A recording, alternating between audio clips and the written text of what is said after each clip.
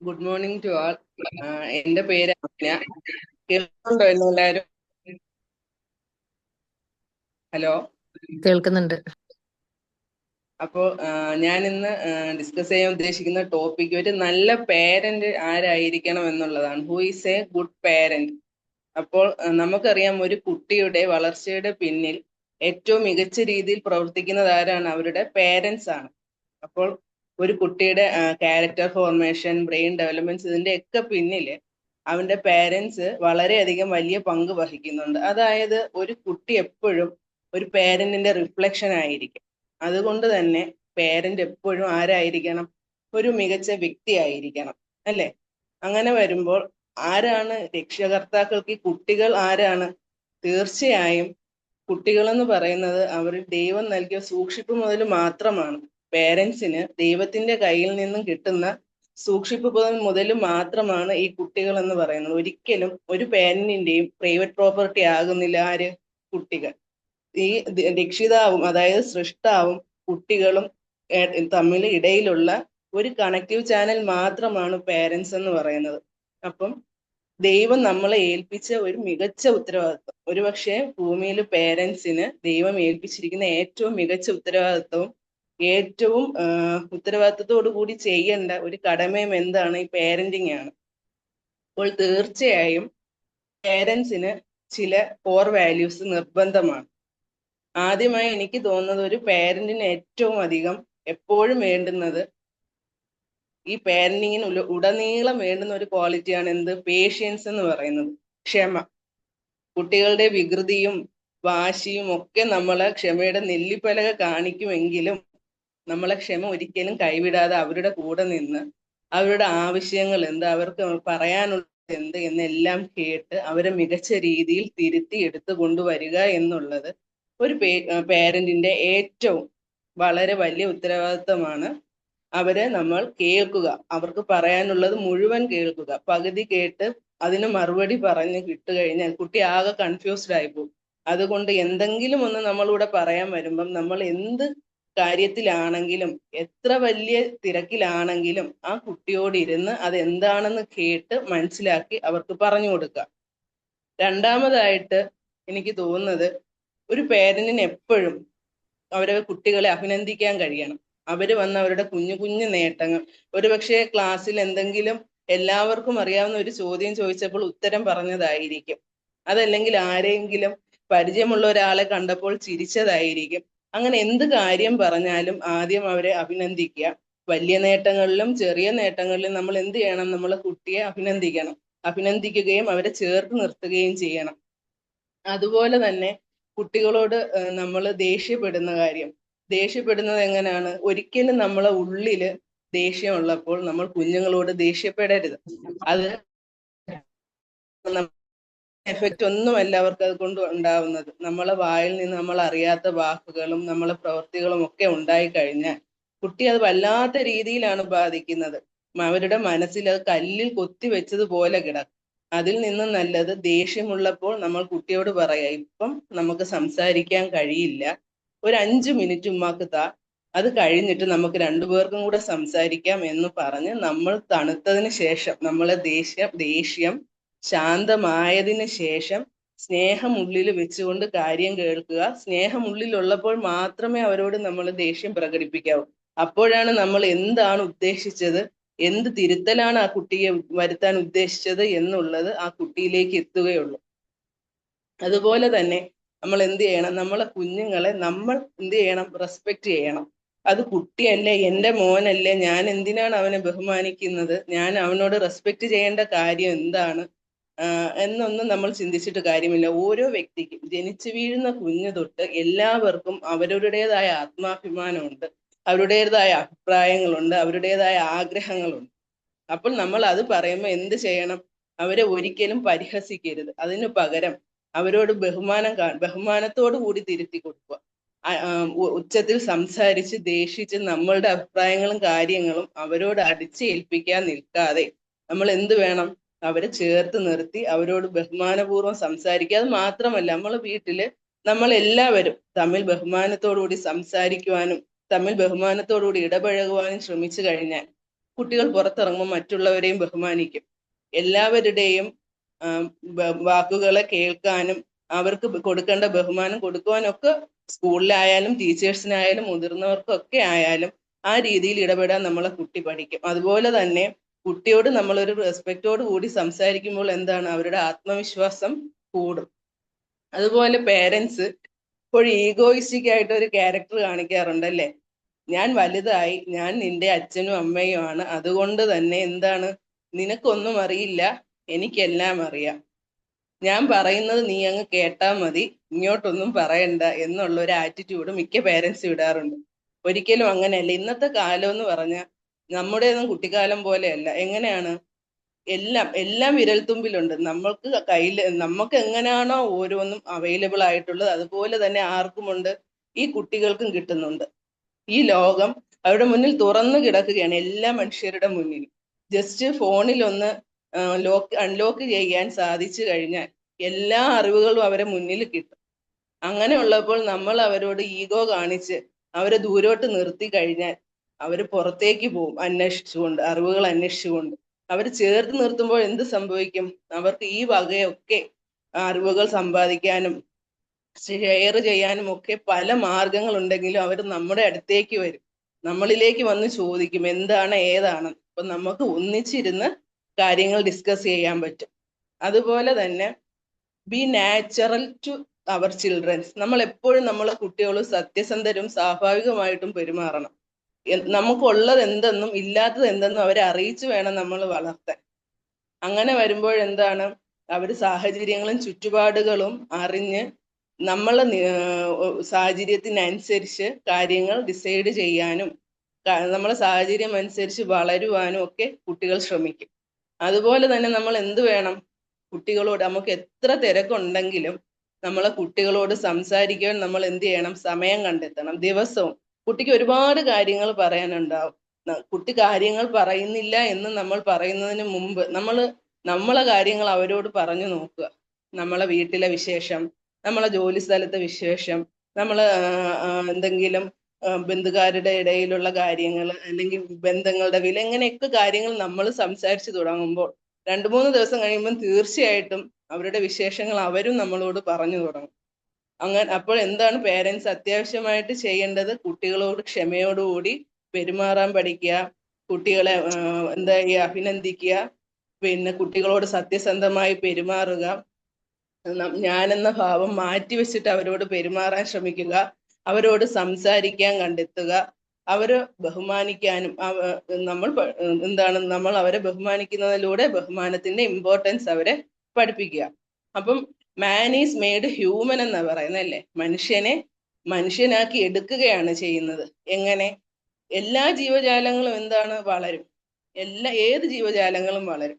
അപ്പോൾ മറ്റുള്ള ജീവജാലങ്ങളും മനുഷ്യരും തമ്മിലുള്ള വ്യത്യാസം എന്താണ്, ഈ കുട്ടികളുടെ കൂടെ നിന്ന് മികച്ച രീതിയിൽ രൂപപ്പെടുത്തി ആരുടെ ഇടയിൽ മാത്രമാണ്, മനുഷ്യരുടെ ഇടയിൽ മാത്രം നടക്കുന്ന ഒരു കാര്യമാണ്. മറ്റു ജീവജാലങ്ങളെയൊക്കെ നമ്മൾ ശ്രദ്ധിച്ചാൽ അറിയാം, അവരെ ആരും പറഞ്ഞു കൊടുത്തിട്ടല്ല അവർക്ക് ആവശ്യമുള്ള കാര്യങ്ങൾ അവർ പഠിക്കുന്നത്. ഇര തേടാനായാലും പിന്നെന്താണ് നടക്കാനായാലും മരം കയറാനായാലും പറക്കാനായാലും ഒന്നും അവരുടെ പേരൻസ്, ആ ജീവജാലങ്ങളുടെ രക്ഷകർത്താക്കൾ, അവർക്ക് ജന്മം നൽകിയവർ എന്ത് ചെയ്യുന്നില്ല, കൂടെ നിന്ന് പഠിപ്പിക്കുന്നില്ല. പക്ഷെ മനുഷ്യൻ അങ്ങനാണോ?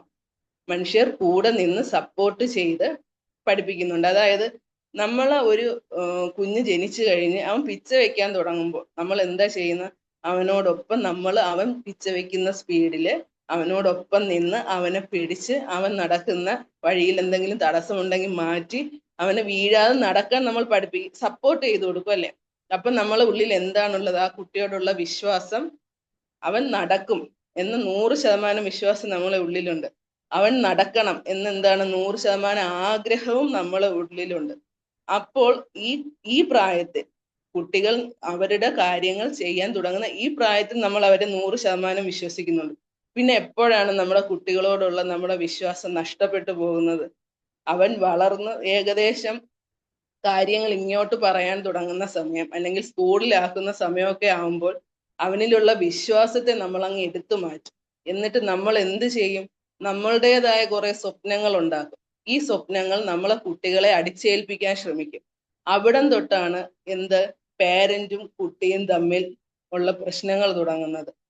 പാരന്റിന്റെ കുട്ടികളെ മനസ്സിലാക്കാതെ പാരന്റ്സ് നെയ്തെടുക്കുന്ന സ്വപ്നങ്ങളും പാരന്റ്സ് കുട്ടിയിൽ അടിച്ചേൽപ്പിക്കുന്ന അവനവന്റെ ആഗ്രഹങ്ങളും ഒക്കെ കുട്ടിയെ വല്ലാതെ കൺഫ്യൂസ്ഡ് ആക്കും. അതിനു പകരം നമ്മൾ അവരെ വിശ്വസിക്കുക. നമ്മൾ അവരെ വിശ്വസിക്കുമ്പോഴാണ് അവർക്ക് വീണ്ടും വീണ്ടും കാര്യങ്ങൾ ചെയ്യാനുള്ള ധൈര്യം ഉണ്ടാകുന്നത്. ആത്മവിശ്വാസമുള്ള ഒരു കുട്ടിയുടെ പിന്നിൽ തീർച്ചയായിട്ടും ആദ്യം അവനെ വിശ്വസിച്ച ഒരു പേരന്റ് ഉണ്ടാവും. അവന്റെ കഴിവ് തിരിച്ചറിഞ്ഞ് നിനക്കിത് പറ്റും എന്ന് പറഞ്ഞു കൊടുത്ത ഒരു രക്ഷകർത്താവ് തീർച്ചയായിട്ടും ആത്മവിശ്വാസമുള്ള ഒരു കുട്ടിയുടെ പിന്നിലുണ്ടാവും, അല്ലെ?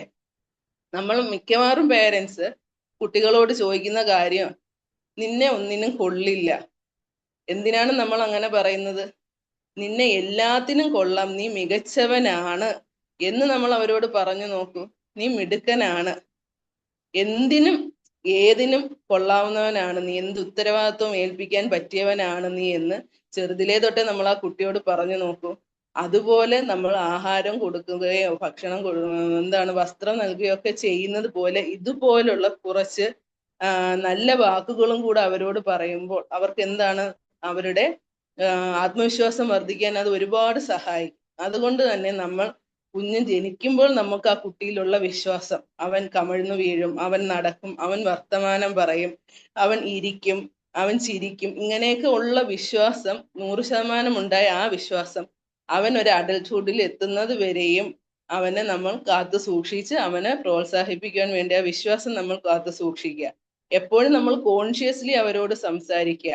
നമുക്ക് അതാണ് ഞാൻ പറഞ്ഞത്, ദേഷ്യം വരുമ്പം കുട്ടികളോട് സംസാരിക്കാൻ നിൽക്കരുത്. എന്താണ് ദേഷ്യം വരുമ്പം ആദ്യം നമ്മൾ പ്രതികരിക്കുന്നത് കോൺഷ്യസ്ലി ആണെങ്കിലും പിന്നെ നമ്മൾ പോലും അറിയാതെ പൈപ്പ് തുറന്നു വിട്ട കണക്ക് ദേഷ്യം ഇങ്ങനെ വന്നുകൊണ്ടിരിക്കും. എന്താ പറയുന്നത്, ഇതും കൂടെ പറഞ്ഞിട്ട് നിർത്താം, ഈ വഴക്ക് ഇന്നലെ ചെയ്തതിനും കൂടെ പറയാം, പണ്ട് ചെയ്തതിനും കൂടെ പറയാം എന്ന് പറഞ്ഞ് ഇങ്ങനെ ഉള്ളിൽ നിന്ന് ഒഴുകിക്കൊണ്ടിരിക്കും. അതിൽ നിന്നും എപ്പോഴും പേരൻസ് എന്ത് വേണം, അവരെ കുട്ടികളോട് കോൺഷ്യസ് ആയിട്ട് സംസാരിക്കാൻ ശ്രമിക്കാം.